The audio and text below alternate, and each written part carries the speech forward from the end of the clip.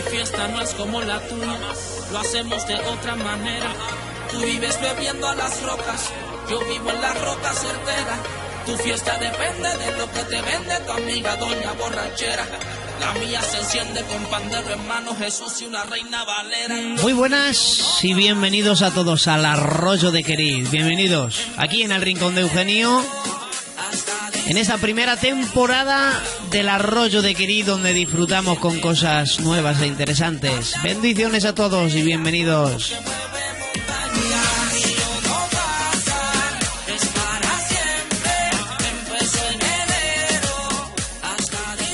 Bueno, hoy traemos algo diferente. Comenzamos con un consejo que me compartieron a mí, me enviaron un enlace y me dijeron: mira, Eugenio, escucha esto que te va a hacer bien. Y entonces yo lo escuché. Era una pequeña reflexión de Laurel Quiles, que tiene como título el consejo detrás de las lágrimas. Me hizo tanto bien que dije, bueno, esto hay que compartirlo en el Arroyo de Queriz.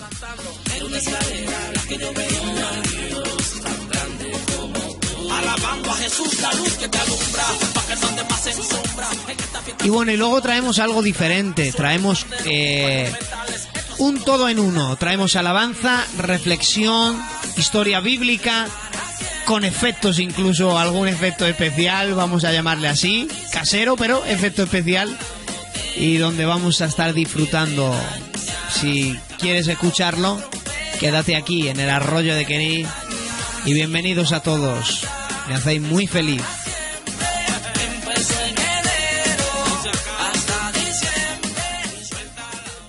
Muchos podrían mirarme un poco extrañados y hasta piensen que puede ser una ofensa hacerse esa pregunta. Pero si somos honestos, ¿cuántas veces no nos cuestionamos lo que Dios hace?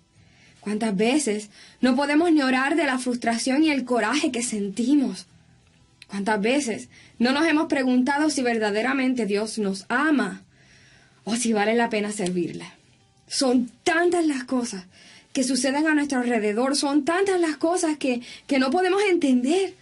Y si eres uno de esos que con humildad puede decir: mira, Laurel, hoy me siento así. Quizás hoy no puedo ni orar de tantas cosas que me están sucediendo. No sé si Dios está conmigo, no sé. Pues quiero decirte que no estás solo, no estás sola. De hecho, la Biblia nos presenta a personas que en algún momento de su vida tuvieron una frustración similar. Y uno de esos eventos está registrado en Juan capítulo 11, versículos del 28 en adelante. Aquí, luego de 4 días, Jesús llegó al lugar donde había muerto Lázaro, uno de sus grandes amigos y discípulos. Al llegar, inmediatamente lo interceptaron sus hermanas Marta y María, totalmente devastadas, desconsoladas y decepcionadas de Jesús. Tal parece que Lázaro llevaba ya un tiempo enfermo y sus hermanas habían mandado a buscar a Jesús con tiempo. No fue que se les olvidó escribirle o mandarle un mensaje. Es que inmediatamente su hermano cayó enfermo, ellas mandaron a buscar a su maestro y amigo, ese a quienes ellas seguían y en quien confiaban, ese a quien ellas habían servido arduamente. No quiero que pierdan esto de perspectiva. Marta y María son aquellas que alteraban su agenda cuando Jesús pasaba por Betania.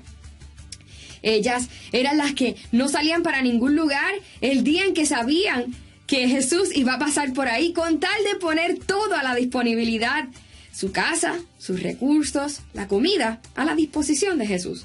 ¿Recuerdas cuando Jesús dijo que no tenía un lugar donde reposar su cabeza? Pues ellas eran quienes se encargaban de que mientras Jesús estuviese por Betania, él tuviera un lugar donde descansar.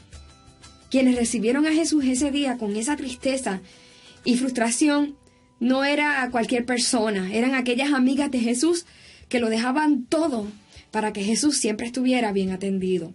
¿Y cuántos de nosotros no somos de los que hemos dejado muchas cosas para servir a Dios? ¿Cuántos de nosotros no hemos perdido hasta la salud por su causa? ¿Cuántos de nosotros no nos hemos esforzado grandemente en el ministerio y de repente, cuando necesitamos que Jesús llegue, tal parece que ese día tuvo cosas más importantes que hacer? Era tal la decepción de estas hermanas que ambas le dijeron lo mismo: si hubieses estado aquí, mi hermano no hubiera muerto. Y quiero que presten atención porque, aunque esta es una reacción común y una de nuestras ideas naturales, también puede ser una de las más peligrosas, porque puede virarse la tortilla, como decimos en mi país. Es razonable pensar que si Jesús está, nadie se va a enfermar o menos morir, ¿cierto? Pero como sabemos y aún hay vasto testimonio en la palabra de que esto no siempre es así. De hecho, a veces puede ser todo lo contrario. ¿Cuántas familias hoy no son asesinadas precisamente porque Jesús habita entre ellos? ¿Cuántos misioneros no han muerto a causa de la persecución o de alguna enfermedad que contrajeron mientras servían a otros en otro país? ¿Cuántos ministros, siervos fieles, personas de integridad han amado con compasión y han servido hasta el cansancio a otros y hoy luchan con el cáncer? ¿Cuántas mujeres que me están viendo y escuchando hoy no sufren la traición de sus esposos habiendo sido fieles y diligentes en su hogar? Si Jesús estuviese contigo, no estarías pasando por eso. Si en verdad tú fueses un siervo de Dios, no sufrirías tales cosas. ¿Podríamos mencionar algo así? ¿Podríamos decir algo así? Por supuesto que no. Hay personas que yo conozco, amados hermanos, que están sufriendo cosas que yo digo, Padre, ¿cómo es posible? Sin embargo, de la misma manera tengo que decir, wow, verdaderamente Dios está con ellos. Porque aún frente a su dolor, la presencia de Dios es tan evidente en sus vidas que hasta me avergüenza a mí. Es asombroso cómo las heridas de algunas personas pueden destilar la misma gloria de Dios. La Escritura dice que luego de que ellas le dijeran esto a Jesús, Jesús lloró. Y aunque esto parezca un detalle insignificante, quiero decirles que por el contrario, el hecho de que esto se registrara significa que Jesús no lloraba por cualquier cosa y que la manera en que lloró fue tan fuerte que todos se asombraron. ¿Por qué Jesús lloró? ¿Estaría triste con la muerte de su amigo? ¿Se pondría triste o se sentiría intimidado con la muerte, aquel que dijo ser la vida y la resurrección? ¿Será que se sintió un poco mal porque llegó tarde? ¿Será que se habrá sentido abrumado con la presión de tanta gente esperando a que él hiciera algo? Porque no se crean, la presión era real. Todos esperaban una respuesta de Jesús. Pero hay varios detalles que captaron mi atención y en el orden de eventualidades hasta llegar a este punto. En primer lugar, Jesús decidió el día y la hora en que llegaría. No fue un error en su agenda ni un traspié. Él decidió cuándo llegar. Así que él sabía que Lázaro estaba enfermo y que moriría. Y aún así no llegó antes. Y ustedes me dirán, wow, Lore, pero qué defensa, qué clase de amigo. La gente allí también se preguntó lo mismo. Ahora, ¿sabías tú que las ocasiones anteriores en que Jesús visitó Betania también fueron momentos que él determinó? Él no iba a verlos porque ellos le llamaban necesariamente o lo habían invitado. Y esto es algo maravilloso. Miren esta parte del amor de Dios, esa parte que casi nunca vemos. Las visitas de Jesús a Marta y María y Lázaro se daban porque Jesús, sabiendo que pasaría por Betania, quería, insistía y movía todo para verlos. Las veces en que Jesús llegaba y se sentaba a la mesa con ellos, no iba por otra razón que no fuese porque él disfrutaba, quería e insistía estar ahí. Quizás hasta tuvo situaciones con quienes estaban con él y no querían visitarlos. Quién sabe si alguno de sus discípulos en algún momento dijo, ¡otra vez Betania! ¿Saben? Estoy segura de que Marta y María no tenían que obligar a Jesús a ir a su casa. Estoy segura de que de un momento a otro Jesús se aparecería por ahí, porque la casa de Marta y María no era cualquier sitio para él. La casa de Marta y María era un lugar donde Jesús quería estar. Un lugar donde él hablaba con la confianza de los íntimos. Y con esa misma confianza y paz, Jesús llegó.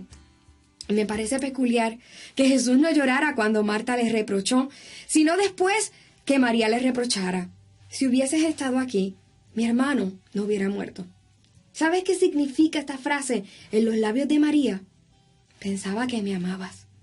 Pensaba que yo era importante para ti. Pero tal parece que las multitudes me ganaron.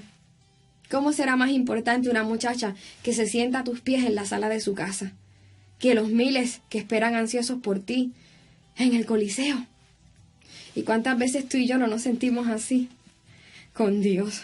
Nos sentimos así como personas y hasta como congregaciones, ¿cierto? Es que mi congregación es muy pequeña. No es la mega iglesia.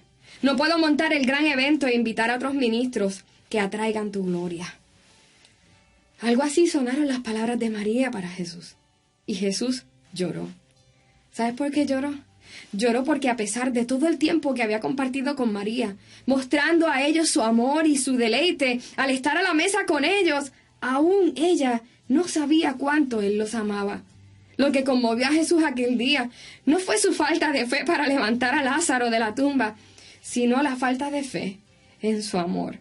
María, por otro lado, no entendía que aunque ciertamente Jesús tenía que ir a las multitudes, la gran mayoría lo quería meramente por el milagro. Ella desconocía que aunque él debía predicar a los miles, muchos simplemente terminarían mofándose de sus palabras y hasta algunos lo llamarían Belcebú en cada esquina. Ella desconocía que aunque él iba a sanar a 10 leprosos, también se encontraría con la cruda realidad de que solo uno le amaría de vuelta. María no sabía que sabía el lugar donde Jesús quería estar. Era su casa. Amados hermanos, es cierto que hay muchas cosas que quizás no vamos a entender de Dios, muchísimas. Pero también es cierto que una de las más incomprensibles será el hecho de que Él haya querido tanto estar con nosotros que dejó el cielo para visitarnos en la tierra. El salmista se topaba una y otra vez con esta realidad aplastante. Y una y otra vez, luego de expresar todo lo que no comprendía de Dios y cuán abandonado se sentía a veces, finalmente tuvo que concluir: pero ¿quién soy yo para que tengas de mí memoria? ¿Qué es el hombre para que tengas de él memoria? Y el Hijo del Hombre para que lo visites. Hoy, yo no sé cuál es tu necesidad o tu incógnita. Esa situación, esa crisis que llevas por mucho tiempo. No sé si hoy es el día de ese milagro que estás esperando o cuánto tiempo todavía falta para que veas su poder. Solo puedo decirte que si eres aquel que ha preparado morada en tu corazón para Jesús, si eres aquella que haces de tu vida un lugar donde Él se complazca en estar, tarde o temprano, escúchame bien, tarde o temprano verás la gloria de Dios y aún de la misma muerte te levantará. Padre, en esta hora, yo clamo por todos aquellos que han escuchado este mensaje y clamo por todos aquellos que hoy se han cuestionado hasta el día de hoy si tú estás con ellos o si tú verdaderamente les amas. Quizás hay voces dentro de ellos que hoy le dicen: si Dios estuviera contigo no estarías en esa situación. Si el Señor estuviera contigo no estarías sufriendo así. Pero hoy en el nombre de Jesús, yo vengo contra todos esos enemigos internos que nos hacen dudar de tu amor. Y hoy en el nombre de Jesús recobramos nuestra confianza en tu amor. Te decimos, Señor Jesús, tú eres digno de nuestra confianza. Eres digno porque siendo quienes somos, tú has tenido de nosotros misericordia y memoria. Has dejado el cielo, tu trono en el cielo, para visitarnos, Señor. Para visitarnos en aquel día que te hiciste carne, moriste en la cruz y resucitaste al tercer día. Pero también para visitarnos y hacer de nosotros tu templo. ¿Cómo no vamos a confiar en tu amor, Señor? ¿Qué es el hombre para que tengas de él memoria? Y el Hijo del Hombre para que nos visite, Señor. Gracias por tu amor. Hoy devolvemos nuestra confianza en ti. Esperamos tu obrar en nuestra casa, en nuestra familia. Y preparamos diariamente el hogar de nuestro corazón para ti. En Cristo Jesús. Gracias. Amén.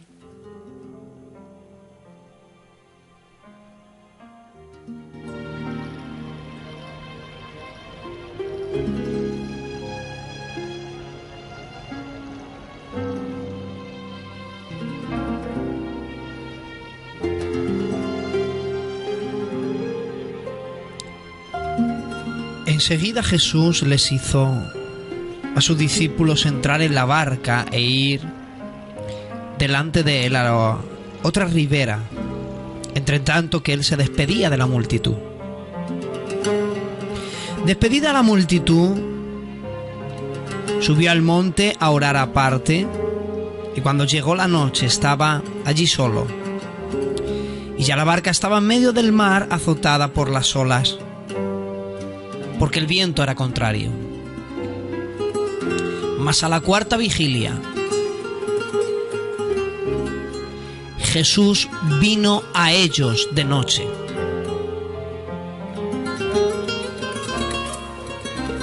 Y vino andando sobre el mar. Los discípulos,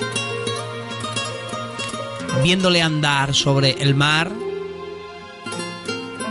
se turbaron diciendo: es un fantasma. Y dieron voces de miedo. Pero enseguida Jesús les habló,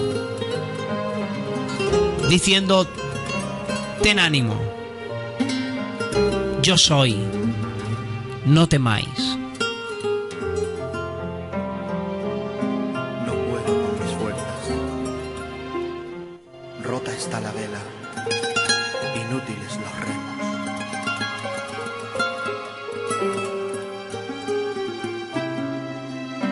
De madrugada, cuando todo parecía estar en calma, cuando el sosiego inundaba su existir, se desata un gran temor allá en la barca, y a lo lejos se veía un resplandor.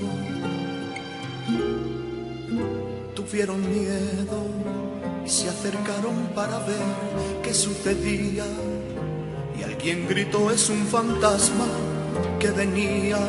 Pero a lo lejos se escuchó esa voz decir: yo soy Jesús, que cuando digo calma el viento, él se calma.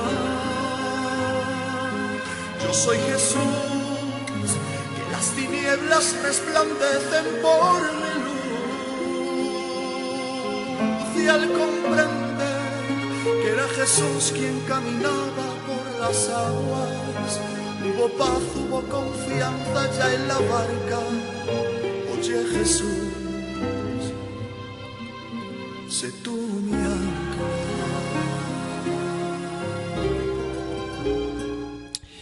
Quiero que se imaginen la escena. Una noche donde Jesús ha pasado orando durante mucho tiempo, ya que al principio del capítulo hay una multitud que le sigue, y la Biblia dice que Jesús, teniendo compasión de ellos, pues comenzó a sanar a los que estaban enfermos. Y después de sanar a los que estaban enfermos, después de atenderlos a todos, Jesús les mandó a sus discípulos y les dijo: mirad, id a la otra orilla del río y esperadme allí, porque yo iré a vosotros. Y ellos obedientes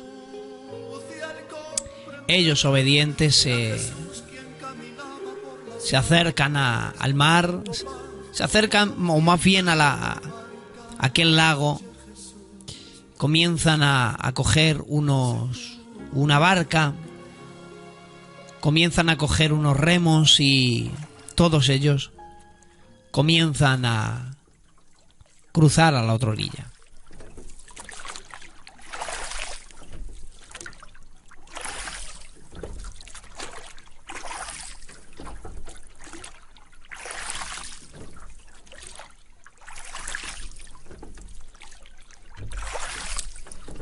Aquella noche es una noche de mucha calma, apenas hay movimiento en el mar, y digamos que más bien aquella noche el mar, o aquella ribera de aquel río, aquel lago, más bien se escuchaba calmoso. Y allí iban aquellos discípulos cruzando. Todo iba bien, todo marchaba bien. Aquellos hombres conocían bien el mar y entonces no tenían miedo a estar allí, navegando, cruzando a la otra orilla. Ya lo habían hecho varias veces, así que no tenían miedo de hacerlo. Y allí estaban en medio de aquel lago, cruzando, tranquilo, sin calmas. No había pasado nada, hasta que entonces el mar comienza a agitarse de tal manera que lo que comienzan a vivir ellos es vivir una de las situaciones que quizás antes la han vivido, ya que varios de los discípulos son pescadores, pero aquel día es diferente, ya que aquella tormenta es demasiado fuerte, ¿no? Para su parecer.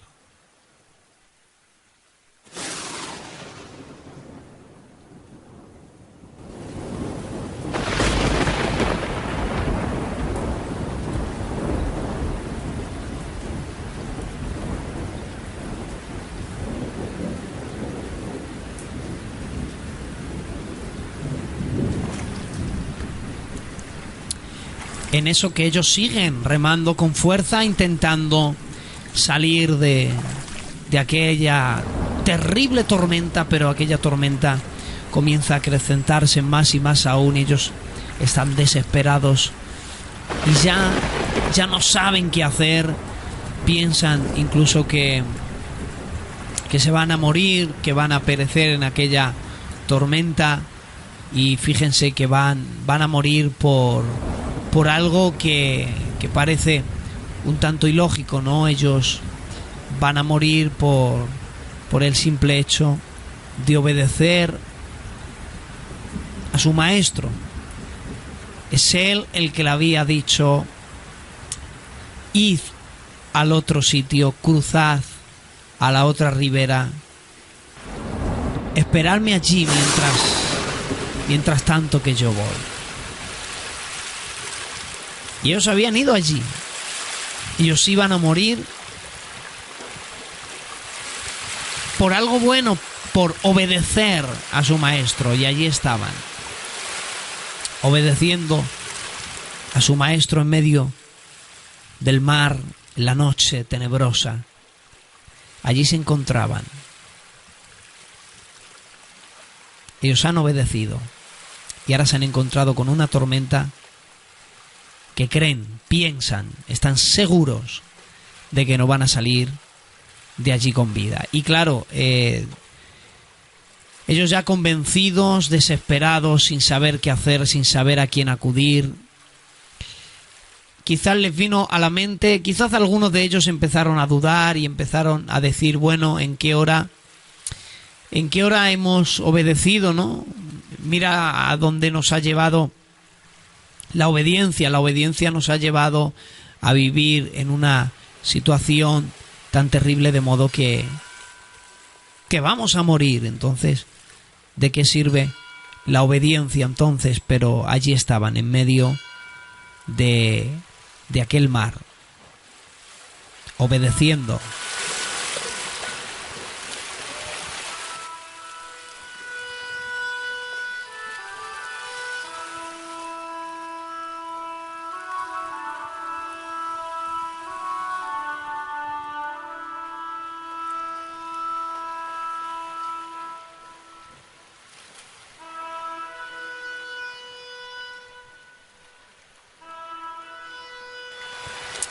Pero algo que ellos no esperaban era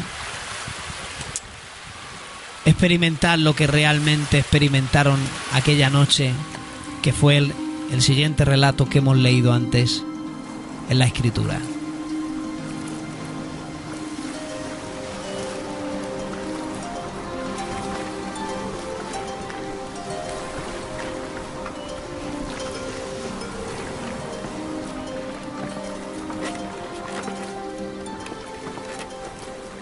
Tened ánimo, soy yo. No tengáis miedo.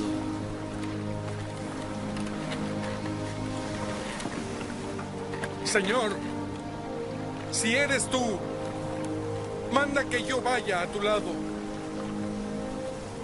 Ven.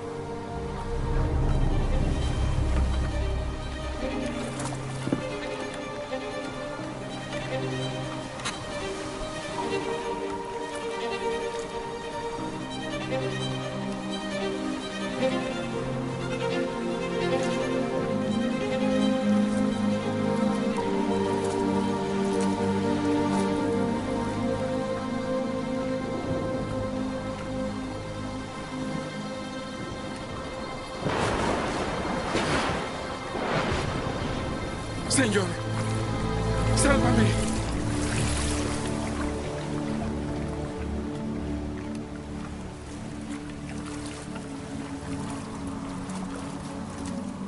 Hombre de poca fe. ¿Por qué dudaste?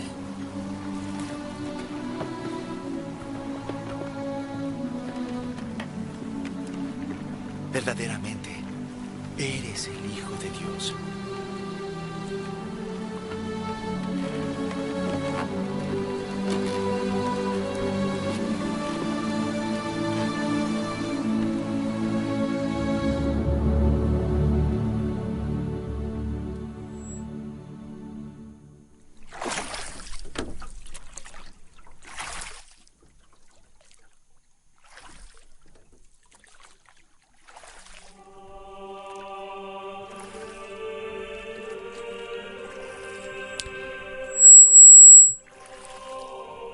Si Cristo te envía a un lugar, no dudes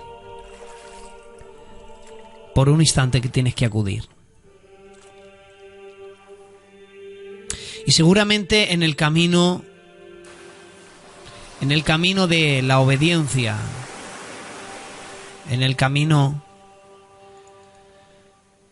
donde estás haciendo algo bueno, que es obedecer, en aquel camino las olas se van a levantar. Sí, claro. Y como si sonara algo un poco chocante, algo un poco contradictorio, siempre en el camino de la obediencia te encuentras con tormentas y olas que no esperabas.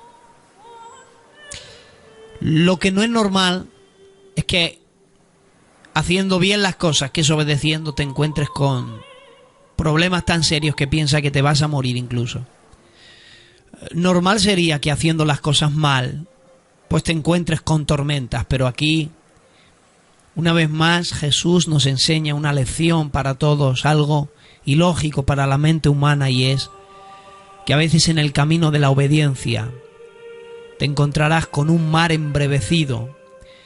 En el camino de la obediencia te vas a encontrar muchas veces en la cuarta vigilia de la noche, donde has esperado la primera, has esperado verle en la segunda, le has deseado ver en la tercera, y desesperado te mueres, porque si Jesús no acude en medio de la tormenta, no sabes qué hacer, no sabes qué decir, se te acaban los recursos y deseas verle, ya no sabes qué hacer, ya no puedes más, y para colmo la mente comienza a ser tu enemiga, porque fíjense, la mente puede ser o tu mejor amiga o tu peor enemiga, como bien lo administres, así será el resultado que produzca, y empezará a decirte: esto es lo que te ha traído obedecer, esto es lo que te ha traído hacer bien las cosas. Hacer bien las cosas te ha dado como recompensa y resultado el que te encuentres con grandes problemas, pero ¿saben ustedes? Merece la pena, siempre ha merecido la pena y siempre merecerá la pena seguir a Jesús, seguirle a pesar de las circunstancias, seguirle a pesar de los pesares. Siempre ha merecido la pena, no dudar, siempre mereció la pena que aunque no entendiéramos las cosas, estuviéramos allí, aún en medio del mar, pensando que nos morimos, con los problemas, con las vicisitudes de la vida, con las inquietudes. Pero merece la pena la obediencia, merece la pena hacer bien las cosas, merece la pena vivir en medio de una tormenta haciendo bien las cosas, que haber llegado al, entre comillas, triunfo, habiendo hecho las cosas por otros caminos de dudosa reputación y dudosa legalidad en este sentido.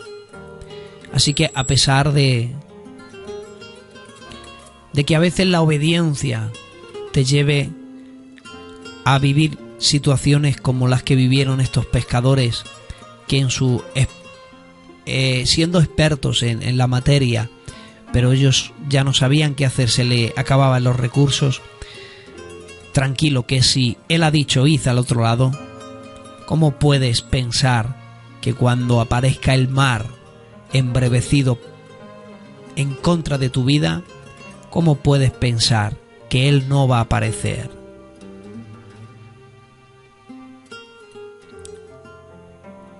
Señor, sé tú nuestra ancla. Rota está la vela, inútiles los remos.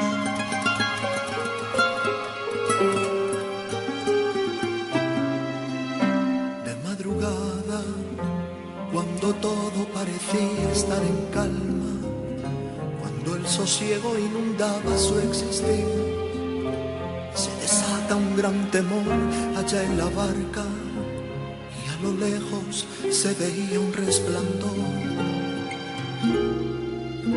Tuvieron miedo y se acercaron para ver qué sucedía, y alguien gritó: es un fantasma que venía. Pero a lo lejos se escuchó esa voz decir: yo soy Jesús, que cuando digo calma el viento, Él se calma. Yo soy Jesús, que las tinieblas resplandecen por mi luz. Y al comprender que era Jesús quien caminaba por las aguas, hubo paz, hubo confianza ya en la barca. Oye Jesús, sé tú mi ancla.